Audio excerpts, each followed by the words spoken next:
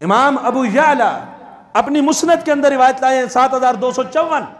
इमाम इब्न हिब्बान ने भी इसको सही करार दिया। मुस्तदरक हाकिम के अंदर भी ये रिवायत मौजूद है। शेख अलबानी की सिलसिलतुल अहादीस सहीहा में भी उन्होंने इसको सही करार दिया कि रसूल अकरम सल्लल्लाहु अलैहि वसल्लम, अबू मूसा अशअरी रज़ियल्लाहु अन्हु बयान करते हैं, एक देहाती के यहाँ चले गए, एक आराबी के यहाँ चले गए और उसके मेहमान बने।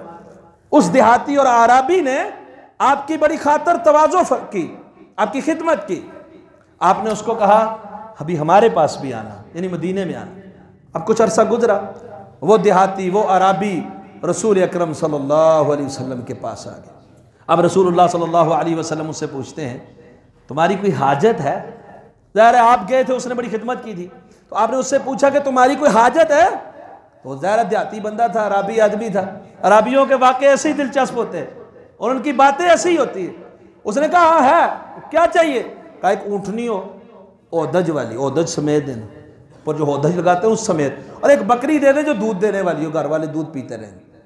नबी अलैहिस्सलातु वस्सलाम ने फरमाया कि क्या तुम लोग आजिज़ आ गए हो, अजज़ तुम अन तकूनु मिस्ल उजूज़ बनी इसराइल, क्या तुम आजिज़ आ गए हो कि बनी इसराइल की उस बुढ़िया जैसे सवाल ना करो, यानी जिस तरह उस बुढ़िया ने मांगा तुम वो ना मांगो। इस बात से आजिज़ सहाबा ने कहा अल्लाह के रसूल ये क्या बात है कि क्या तुम बनी इसराइल की बुढ़िया की तरह भी सवाल नहीं कर सकते, तुम इतने आजिज़ आ गए हो? वो क्या मसला था? नबी अकरम सल्लल्लाहु अलैहि वसल्लम ने फरमाया जब मूसा अलैहिस्सलाम मिस्र से निकलने लगे तो वो रास्ता भूल गए। बनी इसराइल के साथ आप चल रहे थे तो रास्ता कुछ समझ नहीं आ रहा था, कुछ नजर नहीं आ रहा था। आपने फरमाया क्या हो रहा है? तो बनी इसराइल के उलमा ने कहा कि सैयदुना यूसुफ अलैहिस्सलातु व तस्लीम ने हमसे ये अहद और मीसाक लिया था जब उनकी वफात का वक्त करीब आया, जब उन पर मौत तारी हुई, उससे पहले उन्होंने हमसे एक मीसाक और वहद लिया था। क्या अहद लिया था? कि जब तुम यहां से निकलोगे मिस्र से तो मुझे साथ लेकर निकलना, यानी मेरी नाश को साथ लेकर निकलना। कहा यूसुफ अलैहिस्सलातु वस्सलाम की कब्र कहाँ है?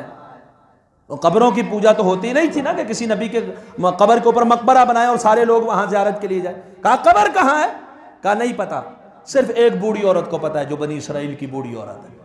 कहा उस बूढ़ी औरत को बुलाओ। अब उस खातून को बुलाया गया।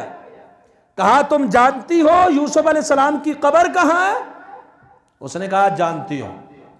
कहा बताओ। कहा नहीं, पहले मेरा हक पूरा करो। कहा तुम्हारा क्या हक है?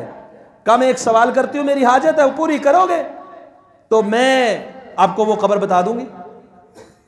कहा क्या सवाल है तेरा? अब बूढ़िया का सवाल देखे, अब अराबी का सवाल आपने देख लिया, अब उस औरत का सवाल देखे। अकूनु माअका फिल जन्नह, जन्नत और वो भी आपके साथ। हम तो सिर्फ दुनिया मांगते हैं ना। कहा जन्नत वो भी आपका साथ। अंबिया का साथ मिल जाए, कुछ चाहिए तो सब कुछ मिल गया। सब कुछ खुदा से मांग लिया, तुझको मांग कर उठते नहीं है हाथ मेरे इस दुआ के बाद। कहा जन्नत वो भी आपका साथ, रिफाकत। उनको नागवार गुजरी, अल्लाह ताला ने वही फरमा दी, मूसा इसकी बात मान लो, यानी इसको अल्लाह देगा। कहा ठीक है, अल्लाह तुझे मेरा रिफाकत देगा, जन्नत देगा। फिर वो लेकर गई, एक झील थी, झील से पानी निकलवाया और फिर कहा ये जगह खोदो। खोदी तो सैयदना यूसुफ अलैहिस्सलातु वस्सलाम की नाश मुबारक उसको साथ लेकर वहाँ से चले। अल्लाह ने रास्ता भी दिखला दिया, जैसे दिन हो गया। और आपको ये भी मालूम है कि अंबिया के अजसाम को मट्टी नहीं खाती, वो वैसे ही सलामत रहते हैं। तो बहरहाल बात करने का जो मकसद था कि आपने क्या फरमाया, क्या तुम आजिज़ आ चुके हो कि उस बुढ़िया जैसा सवाल करो? तो उस बुढ़िया ने भी अगर सवाल किया है तो रब से क्या मांगा है? आखिरत मांगी है। तो इसलिए हज़रात तगो दो करें, दुनिया और आखिरत दोनों होनी चाहिए। जब रब से मांगे तब भी आखिरत भी ज़रूर मांगा करें। रब्बना आतिना फिद दुनिया हसनतन व फिल आखिरति हसनतन व क़िना अज़ाबन नार।